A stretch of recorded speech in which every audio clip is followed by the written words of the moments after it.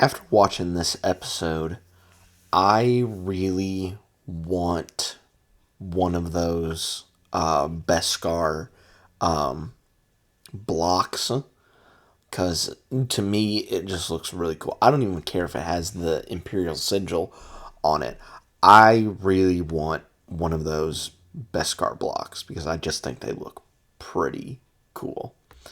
Anyway, my name is Daniel Strong. Welcome back to QuickTime Reactions, and welcome to my making my way to Mandalorian and Grogu, which is my series where I'm going to be rewatching and reviewing all 3 seasons of The Mandalorian as well as Book of Boba Fett, going into The Mandalorian and Grogu. And today we are talking about Episode 3 of Season 1 of The Mandalorian, which is entitled The Sin.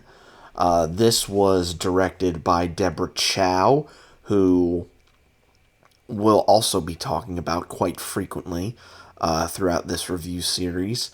And she was also one of the driving forces behind the Obi-Wan series, if my memory serves me correctly. And once again, this episode is written by Jonfavreau. In this episode, Mando makes his way back and basically delivers the child to the client and is going to, go about his life, go to the next bounty, and, just keep being a bounty hunter. But has he started to develop feelings for this child?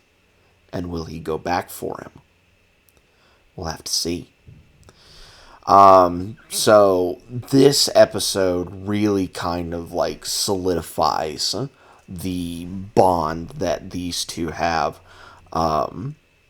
wholeheartedly, and you start to see that Mando does care about others in his world, not just the people that are Mandalorians and with his clan, but also the child. And you see that very early on with the child getting out of the bassinet and going to unscrew one of the things on one of the controllers on the Razor Crest, and Mando's like, it's not a toy, don't mess with that.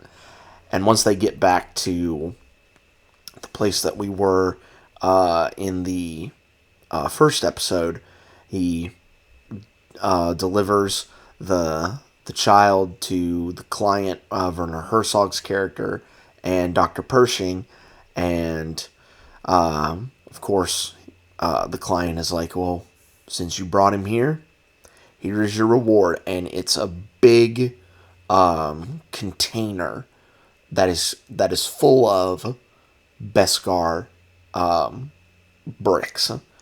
And I think this was pointed out when it was first reviewed, but that container is a similar container to what they showed in Empire Strikes Back. And that prop in Empire Strikes Back was an ice cream maker.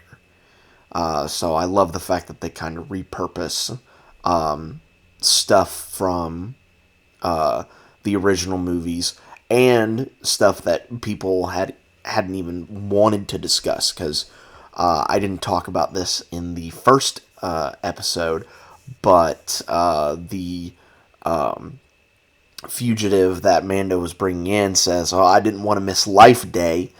So there's another thing that was referenced that people back in the day probably didn't want to talk about, because not a lot of people liked the holiday special, but the fact that they brought it up is still pretty cool. But Mando, when they're taking the child away, was like, how many fobs did you hand out? Because, again, another thing that I didn't talk about in episode 2 was one of the members of that nicknolte gang had a fob. So they were also after the child as well. And the client is like, you had your mission, you got your reward. Why are you talking about this? Shouldn't you be going and you know uh, going and getting your next bounty? And of course, I'm not even going to attempt Werner Herzog's voice because one, I don't think I could pull it off, and two, I don't think me trying to do that would be, go all that well. So not even gonna try. But Mando makes his way back to the secret Mandalorian hideout, where he gives the armor all of the Beskar, and wants new armor made up because his fight with the Mudhorn, it really ravaged his armor. So as the armor is being made, we see again flashes of Mando's life before he was a Mandalorian and what happened to his family, presumed family. A little bit more after they shut the doors. There's an explosion, and then I forget the name of the droids, but I believe they were in the prequel trilogy. I think episode 2. They could have also been in episode 3. But one of them opens up the door, and it looks like he's about to shoot Kid Mando, but of course we know that doesn't end up happening. We'll see what happens later on in the series. But he makes his way back to Greef Karga, carlweathers' character, and is basically talking to him and said, because of your success, I'm successful, and he shows off that he also got some Beskar as well. So he's like, what can I do for you, my most successful and my most well-liked client? Huh? And Mando's like, I want my next job. And Greef's like, come on, like, take like maybe a week or two to go and like, maybe relax or something like that. And Mando's like, no, I want my next job. And Greef's like, fine. And he gives him all the pucks. He gives him pucks, and Mando picks out the most expensive one out of the bunch, and he's preparing to leave. He gets on the Razor Crest, but he notices that the handle, or one of the levers on the Razor Crest, the one that the child unscrewed the top off of, is still like that. And so Mando thinks, and he decides to go back for the kid. And so he breaks in, kills a whole lot of stormtroopers, and gets to where the kid is, spares Dr. Pershing.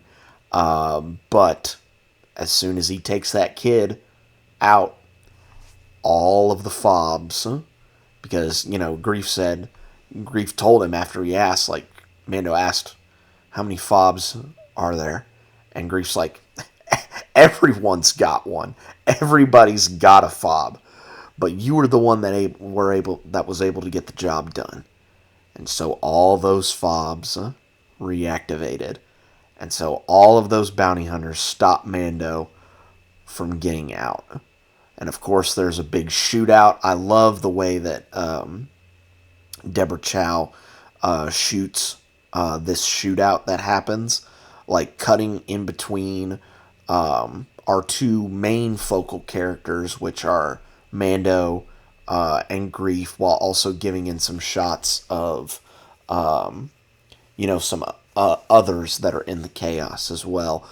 There's one shot in which we follow one person trying to sneak up behind Mando, but of course that doesn't end up working out. In the end, though, Mando does get some help from his clan members. And I know when I say that, that's kind of something, but he gets help from his Mando clan, and one of them, the bigger dude, is actually voiced by Mr. Jonfavreau himself. So Mando is able to get to his ship, but Greef smartly made his way onto the ship before Mando got there, tried to stop Mando from leaving, Mando activates the carbonite spray that he used at the in episode 1, stumbling over my words, to kind of disorient Grief, and shoots him to get him off the ship, and then Mando takes off. But that shot didn't kill Grief, because Mando struck him right where the Beskar was. And my assumption is that Mando didn't really want to kill Grief, and so he shot there strategically to keep him alive.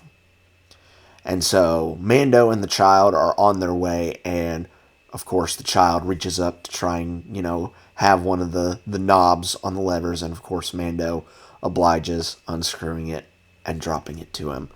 And so they're away, Mando and the child, to seek a bit of refuge in all of the craziness. And that is your recap / review of episode 3 of season 1 of The Mandalorian. This episode was a whole lot of fun, especially the break-in and the shootout that happened toward the tail end of the episode.